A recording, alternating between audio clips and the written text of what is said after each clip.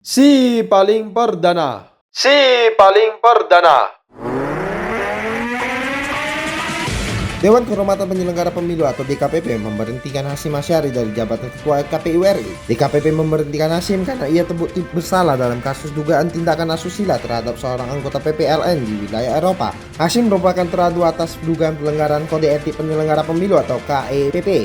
Perkara nomor 90-PKX-DKPP-V-2024. Ketua DKPP Hendi Lugito menegaskan bahwa seluruh dalil aduan yang disampaikan oleh pengadu atau korban dikabulkan untuk seluruhnya. Sementara itu, Hasyim tidak menghadiri langsung sidang putusan tersebut. Ia hadir secara daring melalui Zoom.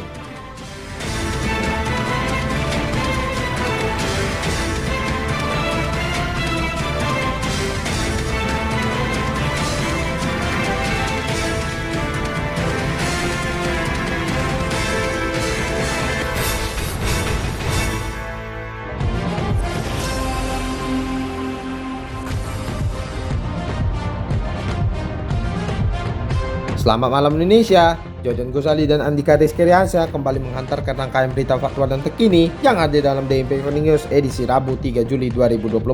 Beragam informasi telah kami siapkan untuk Anda. Dan berikut fokus utama kami malam ini. Presiden Joko Widodo membantah kabar bahwa dirinya menyodorkan nama Kaisang Pangarep untuk maju di Pilkada Jakarta 2024. Main judi online pakai mesin e-parkir, juru parkir di Kota Medan ditangkap. Timnas Indonesia U16 libas Vietnam U16 dengan skor 5-0. SM Pertamina terang-terangan soal salary cap.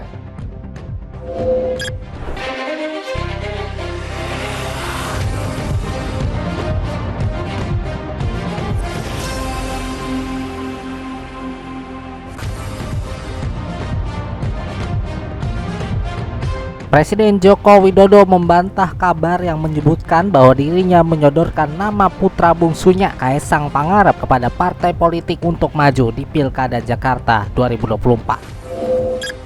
Dalam keterangannya usai meresmikan pabrik dan ekosistem baterai dan kendaraan listrik Korea Selatan di PT Hyundai LG Indonesia yang berada di Karawang, Jawa Barat pada Rabu 3 Juli ini, Presiden Joko Widodo mengatakan bahwa ia tidak pernah menyodorkan nama Kaisang kepada individu manapun dan partai manapun. Presiden pun menegaskan persoalan pilkada merupakan urusan partai politik. Urusan mencalonkan kepala daerah pun juga merupakan hak partai politik. Diberitakan sebelumnya, Sekretaris Jenderal PKS Abu Bakar Al-Habsyi mengungkapkan bahwa Presiden Joko Widodo diduga telah menyodorkan nama putra bungsunya Kaisang Pangarep untuk mengamankan kursi di Pilkada Jakarta 2024. Abu menuturkan tawaran untuk mengusung Kaisang tidak hanya diberikan kepada satu partai, tapi ada beberapa partai. Abu tidak menjelaskan lebih lanjut partai mana saja yang sudah disodorkan nama Kaisang tersebut. Namun ia tidak membantah ataupun membenarkan PKS menjadi salah satu partai yang ditawari oleh Presiden Joko Widodo. Abu pun bungkam ketika ditanya informasi tersebut diperoleh dari mana. Menurutnya, praktik cawe-cawe di tanah politik sudah biasa terjadi.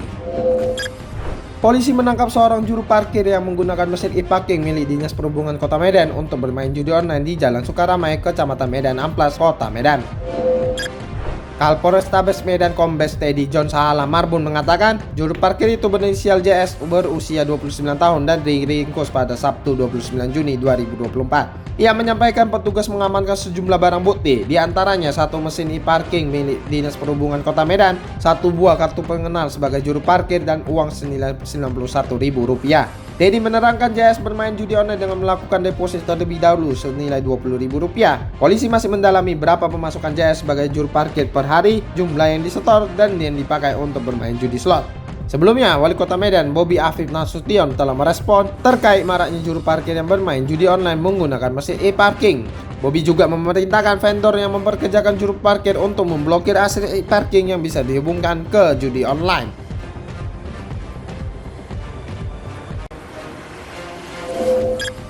PT Kereta Komuter Indonesia atau KAI Komuter memastikan keamanan database pengguna komuter lain setelah diduga sempat terjadi insiden peretasan yang mengancam keamanan informasi pribadi pengguna. Dikutip dari antara Corporate Secretary KAI Komuter Ani Purba saat dikonfirmasi melalui telepon mengatakan KAI Komuter memastikan keamanan database pengguna komuter lain yang sempat diretas oleh pihak yang tidak bertanggung jawab. Ani menyampaikan bahwa hingga saat ini KAI Komuter bersama pihak-pihak terkait terus berkoordinasi dan melakukan investigasi yang mendalam untuk menelusuri dan menangani peretasan sistem tersebut. Ia menuturkan atas kejadian tersebut KAI Komuter sudah mengambil langkah-langkah penanganan seperti pembatasan akses melalui jaringan intranet. Ia juga mengimbau agar masyarakat tidak perlu khawatir dalam menggunakan seluruh aplikasi layanan yang dihadirkan oleh KAI Komuter, karena KAI Komuter memiliki manajemen keamanan informasi yang baik. Ani mengatakan bahwa saat ini KAI Komuter juga telah mengimplementasikan ISO 27001-2013 sebagai standarisasi sistem manajemen keamanan informasi di KAI Komuter. KAI Komuter berkomitmen untuk terus meningkatkan keamanan cyber dalam penerapan teknologi informasi yang memudahkan masyarakat dalam menggunakan komuter lain dan akan mengusut tuntas atas kejahatan ini. Sebelumnya, lini masa media sosial ramai memperbincangkan data kereta api Indonesia atau KAI Komuter yang diduga bocor dan dijual ke dark web. Kabar kebocoran data tersebut salah satunya diungkap oleh akun media sosial X @txt Transportasi pada Selasa 2 Juli sore.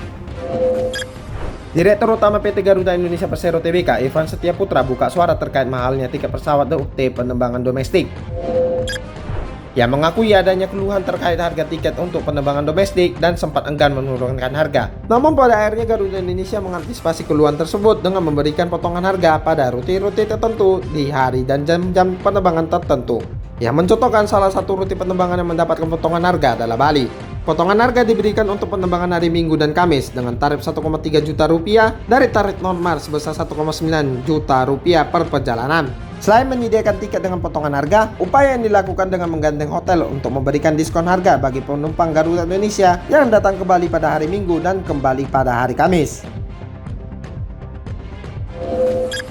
Bupati Karawang Aib Saipullah memutuskan untuk menghentikan sementara operasional pabrik pupuk PT Multidaya Putra Sejahtera menyusul adanya 4 pekerja yang meninggal saat membersihkan toran limbah cair bekas produksi pupuk di pabrik tersebut. Ia menyampaikan bahwa 4 pekerja yang meninggal dunia itu diduga akibat menghirup bahan kimia pupuk cair yang masih tersisa di toren atau tangki tempat produksi pupuk.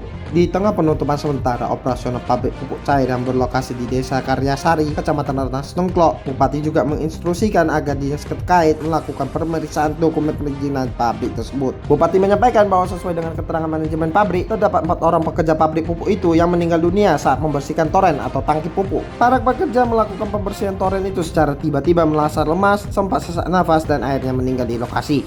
Mereka yang meninggal masing-masing bernama Asep Kohar berusia 51 tahun, Marsidit berusia 34 tahun, Nana Mulyana berusia 42 tahun dan Husni Saipul berusia 44 tahun. Pihak kepolisian dari Polsek Rengas Dengklok melalui humasnya Ibda Supriyanto menyebutkan bahwa korban meninggal itu adalah pekerja pabrik tersebut. Pihak kepolisian kini masih melakukan penyelidikan dan pemeriksaan terhadap sejumlah saksi.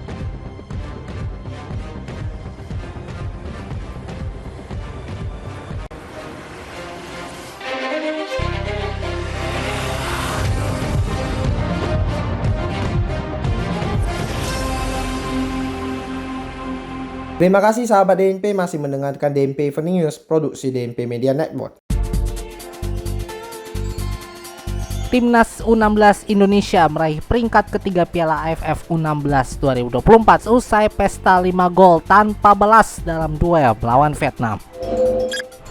Laga ini bergulir di Stadion Manahan Solo pada Rabu 3 Juli ini. Timnas U16 Indonesia berhasil membuka keunggulan 1-0 atas Vietnam usai Muhammad Zahabi Goli mengebas gol pada menit ke-45. Saat itu Goli menerima umpan terobosan di area bertahan Vietnam. Ia lalu berlari kencang dengan diapit 2 pemain lawan. Walau demikian, Goli tetap tenang. Sang penyerang berusia 15 tahun itu lalu dapat meloloskan diri guna menjebol gawang Vietnam dengan tenang. Tak lama kemudian Timnas Indonesia berhasil kembali mengukuhkan gol. Kali ini gol Garuda Asia dikemas oleh Dava Zaidan pada menit ke-45+3. Dava Zaidan mendapatkan operan dari George Holong. Ia sempat mengontrol si kulit bulat di dekat kotak penalti Vietnam. Selanjutnya Dava Zaidan langsung meluncurkan bola dengan tendangan kaki kanan yang meluncur mulus ke gawang Vietnam. Timnas Indonesia memimpin 2-0 pada jeda babak pertama. Di babak kedua, Vietnam menebar ancaman ke gawang Timnas U16 Indonesia melalui tendangan bebas Nguyen Man Chuong pada menit ke-58.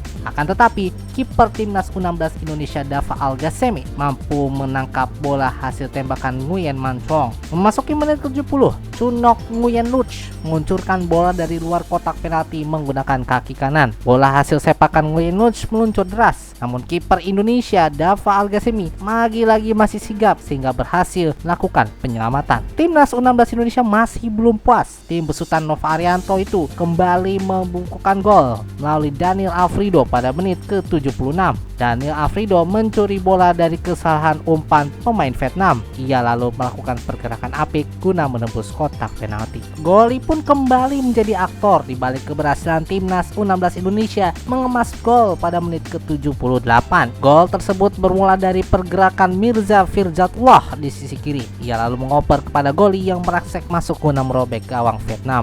Serangan Timnas U16 Indonesia tak mengendur sehingga kembali mampu mengemas gol lewat Daniel Alfredo yang kembali mengemas gol pada menit ke-81. Dari operan Mirza Firjatullah, Daniel Alfredo dengan apik memasukkan gawang ke bola Vietnam Hivi melalui tendangan keras. Kontribusi Daniel Alfredo memastikan Timnas Indonesia meraih kemenangan 5-0 atas Vietnam. Kemenangan atas Vietnam ini membawa Timnas Indonesia U16 meraih peringkat ketiga Piala AFF U16 2024. Dari dunia basket Indonesia, Satria Muda Pertamina kembali melakukan terobosan dengan menjadi tim pertama yang membuka nilai salary cap atau batasan gaji pemain mereka musim ini. Tim yang identik dengan warna biru tersebut bahkan dengan transparan menjabarkan dengan angka pada jumpa pers yang digelar di Noise Jakarta kemarin. Hal itu disampaikan langsung oleh Presiden Satria Muda Pertamina, Baim Wong. Di awal musim, nilai salary cap Satria Muda Pertamina berada di angka 9,3 miliar dan batasnya ada di 10 miliar rupiah. Namun sekarang ia menyebut bahwa angka salary cap Satria Muda Pertamina naik menjadi 11,3 miliar rupiah. Ada alasan dari kenaikan salary cap ini adalah mengganti para pemain asing yang dulu dengan yang sekarang. Sementara itu, manajer tim Satria Muda, Theodore, menambahkan bahwa naiknya batasan gaji SM saat ini murni karena keputusan manajemen dan staf pelatih yang berkaca pada hasil yang kurang baik yang diraih SM pada awal hingga pertengahan musim ini. Dan terbukti, sejak kedatangan trio baru ini, anak asuh Yobe Sondak ini tidak terkalahkan selama 8 pertandingan terakhir. Theo juga mengungkap naiknya batasan gaji ini mempunyai beberapa konsekuensi dari pihak IBL selaku penyelenggara Liga Bola Basket Indonesia ini. Salah satunya adalah denda. Disinggung tentang alur dari denda tersebut, Theo mengatakan bahwa denda 1,3 miliar tersebut akan didistribusikan pada semua klub yang berlaga di IBL musim ini.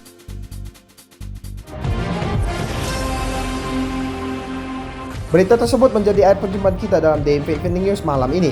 Ikuti terus perkembangan laporan berita faktual dan terkini di DMP Evening News setiap hari Senin hingga Jumat, di mana Anda mendengarkan podcast ini, serta kanal YouTube DMP Media Network. Kami selalu menerima kritik dan saran melalui surat kami di redaksi @dmpmedianetwork.com.